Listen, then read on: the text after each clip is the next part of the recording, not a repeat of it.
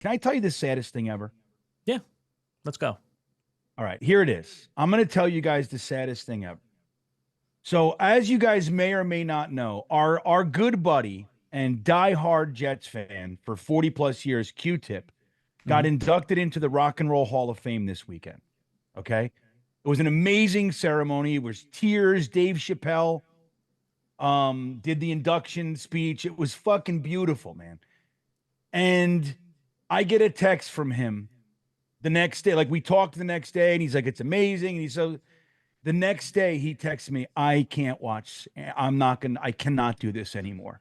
So like we couldn't even give him the weekend. Like, he was up here on top of the world. And then I get a text. I can't do this anymore.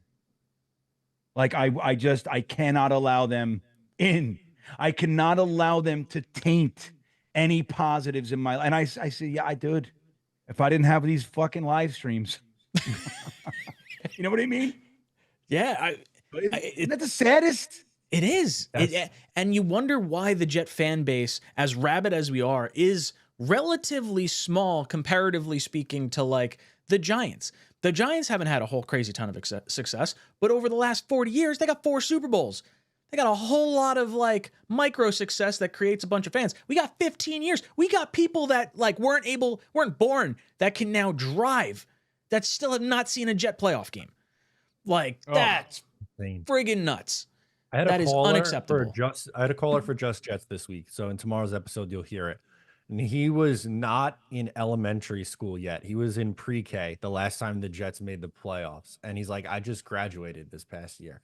That broke my brain to think about, like, this kid essentially lived in an entire youth without watching the team in the playoffs. And just in comparison to, like, and it's not even, the Jets never won a Super Bowl in, any of our lifetimes here. But for the first 15 years of my life, they were in 3 AFC championship games.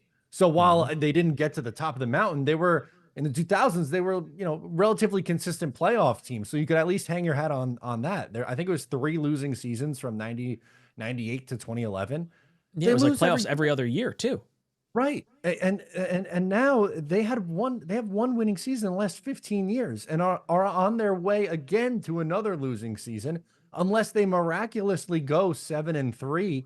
But I don't know how anyone can watch the first 7 games of the year and give any other reason than I just hope they do it to say that they're going to win 7 of their last 10 games. It's so fucked. It really is.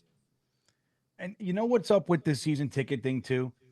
Like, you'd want to make a statement and just say, no, I'm not doing it. And if we did that in mass, maybe it would send a message. But you know what'll happen? Corporations will come in and scoop them all up. They're still going to sell them. Like Woody's business model, like he would say things like a couple years ago, he would say, Jets game sold out for tonight. And it's like, we're playing like the Raiders and we have 3 wins. And it's like, yeah, it's all Raiders fans. Like, you're celebrating the fact that your fucking home field is going to be infiltrated and taken over by the opposite team. And you're celebrating it. What's up, guys? Matt O'Leary from Talkin' Jets. If you liked that video, please make sure to subscribe and follow for more New York Jets content.